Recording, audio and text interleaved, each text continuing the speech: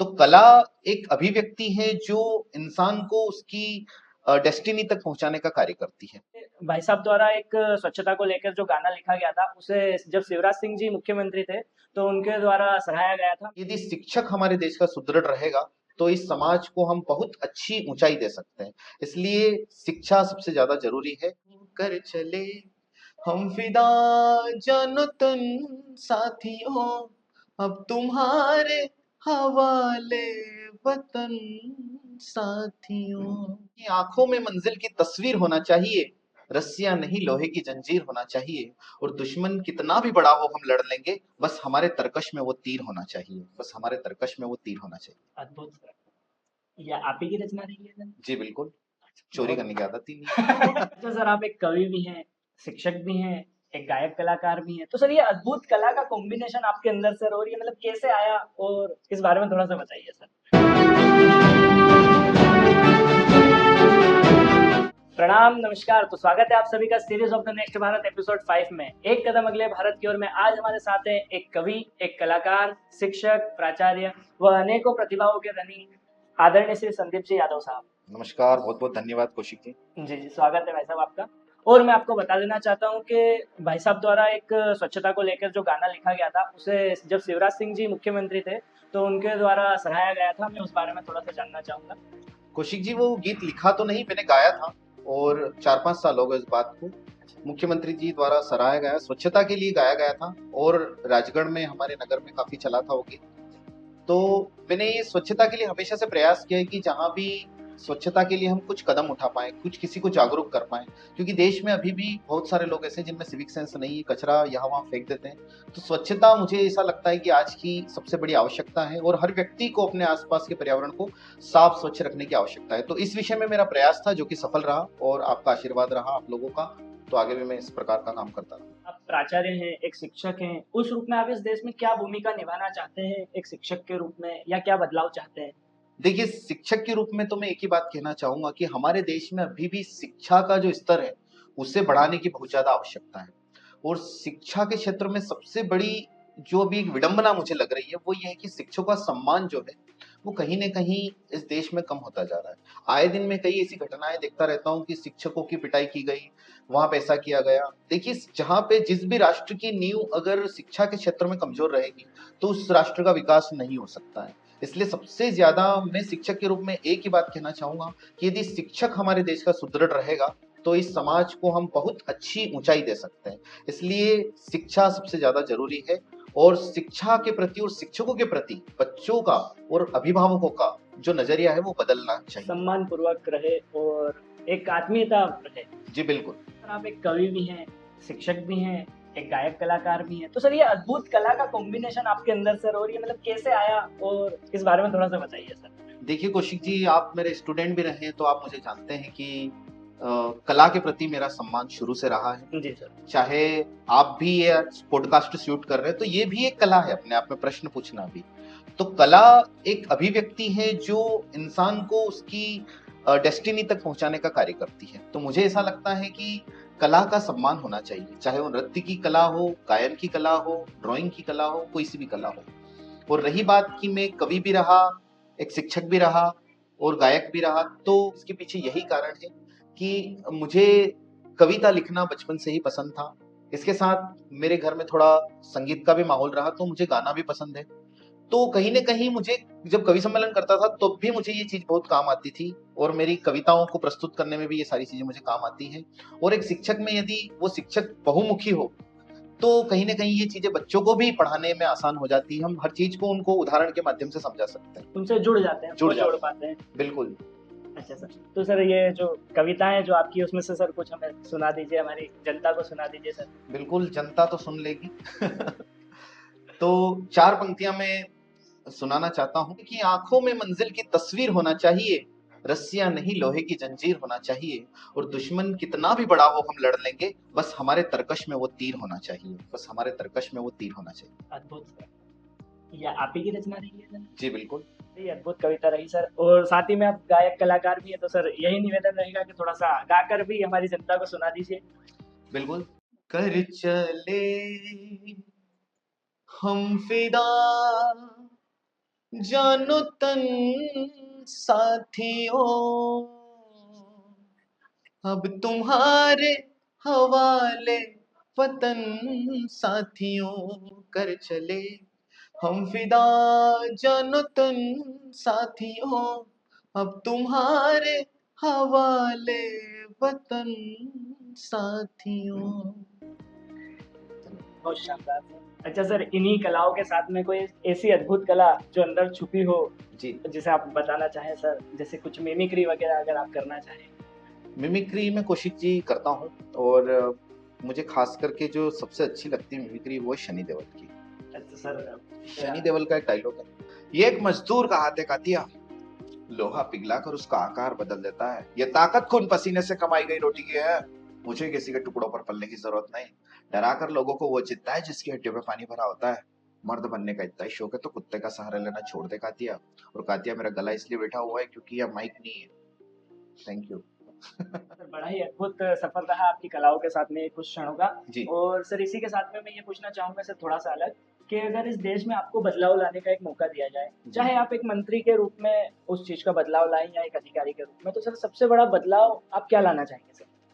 सबसे बड़ा बदलाव अगर कौशिक जी मुझे ऐसा मौका मिला तो मैं शिक्षा के क्षेत्र में लाना चाहूंगा। शिक्षा को एक ऊंचाई देने का प्रयास करूंगा, क्योंकि शिक्षा वो जड़ है। अगर देखिए हम पौधे को देखते हैं, पेड़ को देखते हैं, तो पेड़ में की तने जितने मजबूत होंगे, तो देखते हैं ना कि वो बरगद का पेड़ या जो भी पेड़ है वो इतना विशाल बन पाता है। अगर उसकी जड़ें ही कमजोर है तो हम किस प्रकार से उम्मीद कर सकते हैं कि वो एक बड़ा वट वृक्ष बनेगा। तो शिक्षा आएगी तो कहीं ना कहीं संस्कार भी आएंगे, वो चीजें भी लोगों को समझ में आएंगी। अभी देख रहे हैं कि देश में गरीबी है, ये जो भी हालात अगर अशिक्षा के कारण बन रहे हैं तो वो चीजें कम से कम कम हो जाएगी उस वक्त। तो मेरा तो प्रयास यही रहेगा कि मैं शिक्षा को समृद्ध बनाऊं, और जो लोग पढ़ नहीं पा रहे हैं किसी कारणवश उनको शिक्षा की ओर में ले जा सकूं। अच्छा, तो सर जो अभी जो सरकार प्रयास कर रही है शिक्षा के हित में, उसमें आप क्या देखते हैं और कुछ बदलाव देखते हैं, या फिर आप खुद उसमें बदलाव करना चाहेंगे सर, कुछ ऐसा अभी के जो करंटली जो कंडीशंस है उनमें? अभी कौशिक जी मुझे ऐसा लगता है कि सरकार प्रयास कर रही है, पर कहीं न कहीं उन लोगों तक वो चीज पहुंच नहीं पा रही है। शिक्षा के लिए सरकार प्रयास कर रही है, ये बात माना जा रहा है, परंतु कहीं न कहीं मुझे कुछ परिवर्तन अभी ये लगता है कि शिक्षा का स्तर गिर चुका है। सिलेबस लगातार रिड्यूस होते जा रहा है, और अभी एक जो पैमाना दर्ज किया गया 60-40 का, यानी 60 अंक जो है वो आपको लिखित में मिलेंगे और 40 आपको मौखिक में मिलेंगे। तो ये कहीं न कहीं बहुत निम्न स्तर का पासिंग का एक दर्जा हो गया है। इसमें वो बच्चे में क्वालिटी नहीं आ पाएगी। पहले के समय में देख रहे थे बच्चा भले ही फेल हो जाता था, पर कहीं न कहीं वो पास होके जब निकलता था तो बहुत अच्छे से वो पढ़ पाता था। अभी क्या बच्चा सिर्फ निकल रहा है, परंतु अभी मुझे कहीं न कहीं एक चीज़ ये भी लगती है कि बच्चों का जो स्तर है वो बहुत कमज़ोर है। अच्छा, तो सर फिर एक शिक्षक को उसमें अपनी क्या महत्वपूर्ण भूमिका निभाना चाहिए आज के इन हालातों को देखते हुए, जिसमें वो बच्चे के अंदर वो परिपक्वता को ला सके और एक नया निर्माण कर सके? बहुत अच्छा सवाल है कौशिक जी कि शिक्षक इसमें क्या भूमिका निभा सकता है। तो मैं सभी शिक्षक साथियों के लिए भी ये बात कहना चाहूंगा कि शिक्षक अगर अपनी जगह पे ईमानदार है, बच्चों को पढ़ाने से पहले वो खुद घर से पढ़ के आ रहे हैं, अपनी तैयारी पर्याप्त कर रहे हैं, तो मैं बताना चाहूंगा कोई भी ऐसा क्लास में बच्चा नहीं है जिसको आप पढ़ा नहीं सकते। मैं 10 सालों से पढ़ा रहा हूँ, मैं समझता हूँ कि वीक से वीक स्टूडेंट को अपन किस प्रकार से पढ़ा सकते हैं। अगर शिक्षक उसके लिए तैयार है, दृढ़ संकल्पित है, मैं बिल्कुल आपको बताना चाहूंगा कि वो उस बच्चे को पढ़ा सकता है, बहुत अच्छी क्वालिटी दे सकता है। परंतु शिक्षक को भी कहीं न कहीं तैयार होने की आवश्यकता है, और मुझे एक बात की खुशी भी है कि बहुत सारे टीचर इस क्षेत्र में प्रयास भी कर रहे हैं, और आने वाले समय में बदलाव भी होगा अगर इस प्रकार से चलता रहा। अच्छा सर, आज की जो वर्तमान स्थिति है वातावरण को लेकर भी, पर्यावरण को लेकर भी, ये ग्लोबल वार्मिंग जो हो रही है सर, कहीं ना कहीं बेमौसम बदलाव जो आ रहे हैं, जिससे काफी सारे डिसीज भी हो जाते हैं, जी, काफी सारे नेचुरल डिजास्टर भी हो जाते हैं। जी। तो इस बारे में सर आप क्या कहना चाहेंगे, और एक शिक्षक के रूप में आप क्या सलाह देना चाहेंगे जिससे हम इन सब चीजों से प्रिकॉर कर सकें या एक अच्छा बदलाव ला सकें? देखिए कौशिक जी, ग्लोबल वार्मिंग अगर हो रही है तो कहीं न कहीं इसके लिए जिम्मेदार हम लोग हैं। और मैं तो खास करके कहूंगा कि हमारे देश में इस चीज को सबसे ज्यादा समझने की आवश्यकता है, क्योंकि देखिए कौशिक जी, आप एक अनुमान लगा लीजिए हमारे देश की आबादी कितनी है। सबसे ज्यादा पूरे वर्ल्ड में इंडिया की आबादी है, और अगर इंडिया की इतनी आबादी उस बात को समझ लेगी कि पेड़ों की किस प्रकार से रक्षा करना है, किस प्रकार से हमको नदियों की स्थिति रखना है, किस प्रकार से पहाड़ की स्थिति रखना है, कौन सी चीज जलाना है, कौन सी चीज नहीं जलाना है, कितनी जलाना है, अगर ये अनुमान हमारे देश को हो जाए तो मैं कहना चाहूंगा इस दुनिया में जो ग्लोबल वार्मिंग हो रहा है ना, उसका कहीं ना कहीं एक अनुपात हमारा देश ही कम कर देगा। तो हमारे देश में इस चीज को समझने के लिए सब लोगों को अवेयर होने की सबसे ज्यादा आवश्यकता है, वो अवेयर हो और चीज को समझे। अच्छा सर, तो ये जो सिविक सेंस है ये तो सर एक नई शिक्षा के एक बदलाव से ही आ सकता है। जब हर एक व्यक्ति शिक्षित और उस विचारधारा से परिपूर्ण रहेगा तो वो ये बदलाव लाने में परिपक्व हो पाएगा सर। बिल्कुल, देखिए कौशिक जी, इस चीज की शुरुआत हमारे घर से ही होती है, सभी आपके घर से, मेरे घर से, जो देख रहे हैं जनता उनके घर से। क्योंकि अगर आप घर में ही इस प्रकार का वातावरण रखेंगे कि चीजों को कहीं भी फेंक देना, कहीं भी रख देना, तो कहीं ना कहीं बच्चे यही चीज सीखते हैं। और अगर एक शिक्षक है, मैं आज एक शिक्षक की भूमिका से आपको एक ही बात कहना चाहूंगा, मैं जब बाजार में कहीं जाता हूँ और अगर मेरे साथ कोई ऐसी स्थिति हुई तो मैं गलती से भी वो कोशिश नहीं करूंगा कि कचरा में यहाँ वहां फेंक दूं या यहाँ पे कोई चीज भूल जाऊं। ट्रैफिक रूल्स हुआ या कोई सी भी चीज ऐसी हुई जो गवर्नमेंट ने हमारे लिए बनाई है, तो उसका हमें पालन करना जरूरी है।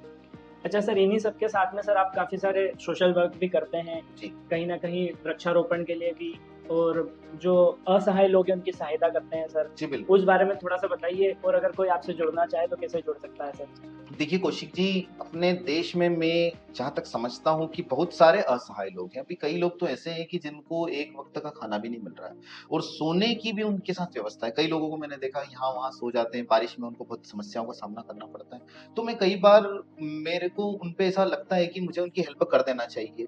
तो देखिए, मैं आर्थिक रूप से इतना संपन्न नहीं हूँ, पर मैं जितनी उनकी सहायता कर सकता हूँ करता हूँ, और मैं उसको सोशल मीडिया पे डाल देता हूँ। मेरा एक चैनल है द संदीप यादव शो करके, उस चैनल पे मैं वीडियो डाल देता हूँ ताकि जो भी लोग देख सकें, ताकि मैं नहीं तो कोई और मदद कर हो जाए, सके। हाँ बिल्कुल। मदद हो जाए आपकी सर। जी अच्छा सर, तो मतलब आपके इस चैनल के माध्यम से भी पब्लिक आपसे जुड़ सकती है और इस सोशल वर्क में अपना बिल्कुल योगदान बिल्कुल। दे सकती है। और मैं सभी लोगों को एक ही बात कहना चाहता हूँ कि आपको मदद के लिए मुझे नहीं लगता किसी चैनल या किसी चीज की आवश्यकता है। अगर आप यहाँ घर से निकले हैं तो आपको बाजार तक जाते जाते कई लोग ऐसे दिख जाते हैं जिनको आवश्यकता होती है, जरूरी नहीं कि आर्थिक रूप से, मानसिक रूप से भी, तो हमें उनकी मदद कर देना चाहिए। अच्छा सर, मुझे मानसिक स्थिति से एक बहुत ही अच्छी बात ध्यान आई कि जैसे आजकल डिप्रेशन और आज की जो जनरेशन है उसमें एक फ्यूचरिस्टिक गोल्स के लिए एक अलग ही प्रेशर रहता है उन पे, और आज के युवाओं को आप ऐसा क्या संदेश देना चाहेंगे सर जिससे वो इस चीज़ से उभर सके या फिर अपने लक्ष्य को प्राप्त कर सके? युवाओं के लिए आपका क्या विशेष संदेश है? कि मुझे ऐसा लगता है कि इतना बड़ा कोई कारण है नहीं जिसको लेकर युवा डिप्रेस हो। कई तो उसने छोटी छोटी बातों से अपने दिल को ऐसे लगा रखा है कि वो उन उम्मीदों पे यदि वो खरा नहीं उतर पा रहा तो वो निराश है। मैं ये कहना चाहता हूँ कि सबसे जरूरी है इंसान का एंड गोल हैप्पीनेस। इंसान को यदि खुशी नहीं है तो वो उस लक्ष्य को हासिल करके भी वो कुछ नहीं कर पाएगा। तो सबसे पहले तो युवाओं को ये चाहिए कि वो खुश रहे, और अगर वो अपना काम ईमानदारी से कर रहे हैं और अगर कम नंबर भी आए तो उनको कोई इस चीज से डिप्रेस होने की आवश्यकता नहीं है। बहुत सारे ऑप्शन हैं। आप सचिन तेंदुलकर को देख लीजिए, लता मंगेशकर को देख लीजिए, ये लोग ज्यादा पढ़े लिखे नहीं हैं, फिर भी उन्होंने अपने काम में जिस काम को कर रहे थे उसको ईमानदारी से किया। मैं यहाँ पे ये बात नहीं कहना चाहता हूँ कि शिक्षा जरूरी नहीं है, परंतु कई बार ऐसा होता है कि कुछ काम जो आप बहुत अच्छे से बेहतर कर सकते हैं उसमें आप संकल्पित रहिए, आप डिप्रेस नहीं होंगे। और देखिए, कई बार सक्सेस का जल्दी न मिलना भी आजकल के युवाओं को डिप्रेशन में धकेल रहा है। तो सफलता एकदम से मिलती नहीं है। देखो, सबसे पहले तो उसके काबिल बनना पड़ता है। कोई जल्दी से सक्सेस हो जाता है, कोई लेट सक्सेस होता है। अगर हम डॉक्टर एपीजे अब्दुल कलाम को देखें तो उन्होंने बहुत आयु के बाद सफलता को प्राप्त किया, उसके पहले बहुत स्ट्रगल किया, वो फेमस भी नहीं हो पाए, परंतु वो अपना काम करते रहे। तो वहीं हम देखते हैं कि कई लोग बहुत जल्दी फेमस हो जाते हैं। तो ये दोनों चीजें जो हैं वो इंसान की जिंदगी में रहती है, और सुख और दुख ये इंसान के जीवन में चलता ही रहेगा, ये लास्ट तक चलता रहेगा। इसलिए मुझे तो नहीं लगता है कि हमें छोटी छोटी बातों में डिप्रेस होने की आवश्यकता है। हमारे मम्मी पापा को अगर हम देखते हैं तो उन्होंने बहुत सारी तकलीफों का सामना किया है और बहुत देर में उनको वो चीज मिली है। तो युवाओं को इतनी जल्दी भी होड़ मची रहना चाहिए कि मुझे इतनी जल्दी सब कुछ कर देना है। ठीक है, आप एक स्टेप बाय स्टेप समझ के चलिए, मिलेगी आपको सफलता, जरूर मिलेगी। मतलब सफलता एक वो आत्मसंतुष्टि बहुत महत्वपूर्ण। आत्मसंतुष्टि ही सफलता है। तो युवाओं को मैं एक बात कहना चाहता हूँ कि सबसे ज्यादा आप समय दीजिए अपनी क्वालिटी पे। यदि घर पे समय है तो आप किताबें पढ़िए, आप कोई योगा क्लासेस ज्वाइन कर लीजिए, जिम ज्वाइन कर लीजिए, अपने शरीर को तंदुरुस्त बनाइए, अपनी बुद्धि को तंदुरुस्त बनाइए। शरीर और आपका मानसिक स्वास्थ्य, अगर ये दोनों संपूर्ण आपके ठीक रहेंगे तो मैं कह रहा हूँ कि आपको दुनिया की कोई ताकत नहीं रोक सकती। क्योंकि अच्छे लोगों की कहाँ कद्र नहीं है, हम देखते हैं कई बार। तो इसलिए युवाओं को मैं एक ही संदेश देना चाहता हूँ कि आप पढ़ाई ज्यादा करें, पढ़ें अच्छे से, अच्छी चीजों को पढ़ें, अच्छा खाएं और खुश रहें। अच्छा सर, यहाँ तक का जो आपका सफर रहा है सर, जी एक शिक्षक, एक कवि, गायक, कलाकार, मतलब जहाँ तक भी एक आत्मसंतुष्टि के रूप में जो आपने सफलता प्राप्त की है सर, मतलब जी इसमें आपके लिए सबसे बड़ी एक इंस्पिरेशन या मोटिवेशन क्या रहा है सर? कौशिक जी, सबसे पहले तो मैं आपको एक बात बता दूं कि मैं अधिक फेमस तो हूं नहीं, पर हाँ, मैं आपको एक बात भी कहना चाहता हूँ कि मुझे कभी भी इस चीज का मलाल नहीं है कि मैं फेमस नहीं हूँ। लेकिन सर एक दिन तो आएगा जब वो सफलता की सीढ़ी हम चढ़ेंगे। बिल्कुल आएगा कि, और आपके लिए भी आएगा कि आप बहुत बड़े लेवल पे पॉडकास्ट शूट कर रहे होंगे। तो मैं यही कहना चाहता हूँ कि देखिए, मैं अधिक फेमस तो हूँ नहीं, पर अच्छा होना और अच्छाई की ओर चलना ये भी अपने आप में बड़ी बात होती है, तो मैं इस बात से खुश हूँ। और दूसरी बात आपने पूछी कि मेरे प्रेरणा स्रोत कौन है, तो मेरे प्रेरणा स्रोत ये सभी हैं, इनको मैं हमेशा पढ़ता रहता हूँ और देखता रहता हूँ। जैसे कि हमारे बीच में यहाँ शहीद आजम भगत सिंह हैं, जिन्होंने बहुत कम आयु में फांसी के फंदे पर ये झूल गए थे, तो इनकी जवानी से हम बहुत कुछ सीख सकते हैं। स्वामी विवेकानंद है हमारे बीच में, स्वामी विवेकानंद भी बहुत कम आयु में चले गए, परंतु उन्होंने युवाओं के लिए जो संदेश दिया, मुझे नहीं लगता है कि आज का युवा उस काम को इतनी जल्दी करके चला जाए। डॉक्टर बाबा साहेब है हमारे बीच में, जिन्होंने बहुत तकलीफों के बावजूद भी उस मुकाम को हासिल किया, संविधान का निर्माण किया। तो कहीं ना कहीं मुझे ऐसा लगता है कौशिक जी की ये सब जो महापुरुष हैं, कबीर हैं, नानक है, बुद्ध है, मैं इनको भी हमेशा पढ़ते रहता हूँ। ये वो सभी लोग हैं जिन्होंने समाज में बदलाव किया है, और इनको पढ़ना जरूर चाहिए अपने अपने तरीके से, जैसा भी आप इन्हें पढ़ना चाहिए। अच्छा सर, मैंने कई बार आपकी वीडियोस और ये देखे हैं जिनमें आप शाकाहारी होने पर भी कई बार बोलते रहते हैं, तो मतलब एक स्वस्थ व्यक्ति के लिए डाइट क्या होना चाहिए, या फिर एक मानवता के रूप में भी हमारे क्या भोजन होना चाहिए, थोड़ा सा बताइए सर। देखिए, सबसे पहले तो कौशिक जी मैं एक चीज क्लियर कर दूं कि हर इंसान को शाकाहारी ही होना चाहिए, क्योंकि हमारा कोई हक नहीं है कि हम प्रकृति के साथ कोई छेड़छाड़ करें। क्योंकि जो भी मनुष्य, जो भी जानवर यहाँ इस दुनिया में आया है, वो जीने के लिए आया है। तो कई बार अप्रत्यक्ष रूप से हमारे पैर में आके चींटी भी मर जाती है, हम नहीं चाहते पर वो मर जाती है, तो वो एक बात अलग है। पर यहाँ हमको आंखों के सामने दिख रहा है कि कोई जीव अच्छी जिंदगी जी रहा है, तो उसे हम मारने का प्रयास न करें। कई लोग सिर्फ अपने स्वाद के लिए जीवों की हत्या कर देते हैं, मान्यता के नाम पे कर देते हैं, धर्म के नाम पे कर देते हैं। हम कई उधर उड़ीसा तरफ और कई जगह पे देखते हैं कि वहां पे जो है त्योहार के नाम पे बकरे काट दिए बलि जाते, बलि दी बलि दी जाती जाती है। तो ये चीज मुझे नहीं लगता है कि कोई भी भगवान हमको इस प्रकार की बात कहते होंगे, ये तो लोगों ने ही ऐसी बातें बना ली है खाने के लिए। बाकी मुझे नहीं लगता है कि इस ऐसा कुछ प्रकार है, से भगवान कह सकते हैं कि क्योंकि अपने अपने स्वाद के लिए ये तो एक जनता के बीच में उन्होंने अपना एक बना लिया है। जी बिल्कुल, बाकी हर व्यक्ति को शाकाहारी ही होना चाहिए मुझे क्योंकि लगता हर जीव तो परमात्मा के ही है, है। जी बिल्कुल। तो वो तो बोलेंगे नहीं कि मुझे बलि दो। अच्छा, तो सर जो ये धर्म में आपने थोड़ा सा प्रकाश डाला है, तो मैं पूछना चाहूंगा कि जो धर्म को लेकर जो चीजें हो जाती है, या पाखंड बोल सकते हैं जिस चीज को लेके, जी। या फिर उसमें अगर बलि की जो प्रथा है, उसमें तो ये है कि अपनी प्रिय चीज को त्याग करना है। जैसे कि अगर आपकी कोई फल फ्रूट कोई प्रिय है, या फिर आपकी कोई आदत है, तो आप वो उनको समर्पित करके उसे आप छोड़ सकते हैं। जैसे कई बार ऐसा देखा जाता था कि बहुत सी जगह जो शराब चढ़ती है वो इसलिए जी। चढ़ाई जाती है कि अगर आप शराब पीते हैं और आप उसे त्यागना चाहते हैं, तो आप वहाँ पे उनको समर्पित करके बिल्कुल बिल्कुल त्याग सकते हैं। सही बात है। इसीलिए वो समर्पित की जाती थी। बाकी जीव हत्या और ऐसा तो कहीं पर भी कोई ऐसा विधान जिक्र नहीं है। नहीं। तो इस बारे में आप थोड़ा सा क्या बताना चाहेंगे सर? मैं तो यही प्रीफर करना चाहूंगा कि देखिए, जीव हत्या कोई धर्म नहीं होता है, और मुझे नहीं लगता है कि अगर इस प्रकार का कहीं कृत्य हो रहा तो उसको हम धर्म का नाम दें। सही बात है सर, क्योंकि कहीं भी धर्म में ऐसा जीव हत्या का कोई ऐसा विधान नहीं। विधान नहीं है। और यही रहता है कि एक अच्छा जीवन जिए, सभी शाकाहारी जीवन जिए। जी बिल्कुल। और उन बेजुबान जानवरों को भी जीने दें। जीने दें। सही बात। और अपने धर्म का अनुसरण एक अच्छे रूप में करें। और एक बात मैं कहना चाहता हूँ यहाँ पे कि जैसे कि हमें ये भी कोशिश करना चाहिए कि हर जो जीव आपके आसपास, आपके घर में आपका परिवार रह रहा है, तो कहीं ना कहीं 10-20 जीव जो है, पशु पक्षी भी आपके आसपास रह रहे हैं, तो उनकी देखभाल भी करना हमारा कर्तव्य होता है। आपके घर में यदि एक पेड़ है, तो आप समझ लीजिए उस पेड़ के ऊपर कितने सारे पशु पक्षी रहते हैं, तो वो सारे जो जानवर है, पानी की व्यवस्था बिल्कुल वो आपको करना है, दाने डालना कुछ। तो सबसे पहले तो यहाँ ये भी जरूरी कि हमें पेड़ भी नहीं काटना है। तो यही सबसे बड़ा धर्म मुझे लगता है। मानवता सबसे और सनातन में भी सबसे बड़ा धर्म मानवता ही कहा गया जी। अच्छा सर, बहुत बहुत धन्यवाद, आपने अपना अमूल्य समय हमें दिया, और इसी तरह हम आप सभी के बीच में आते रहेंगे। काफी अच्छा लगा सर हमें आपसे बात करके, और इसी तरह से हमसे जुड़े रहिए, लाइक शेयर सब्सक्राइब जरूर करें। धन्यवाद सर। लास्ट में मैं कौशिक जी के लिए कुछ कहना चाहता हूँ कि कौशिक जी मेरे स्टूडेंट भी रहे हैं और बहुत प्रतिभा के धनी हैं, एक बहुत अच्छे एक्टर हैं। अभी ये पॉडकास्ट का काम कर रहे हैं, उसके पहले बहुत सारी मूवीज में भी इन्होंने काम किया, मूवी भी बनाते थे, यानी कि ये भी एक बहुत अच्छे कलाकार हैं। तो सभी दर्शकों से एक बात कहना चाहता हूँ कि इनको जरूर प्यार दें, क्योंकि बहुत अच्छा कलाकार आपके बीच में आ रहा है, तो इनका स्वागत करें। धन्यवाद सर, आपका आशीर्वाद और साथ बना रहे। बिल्कुल। धन्यवाद।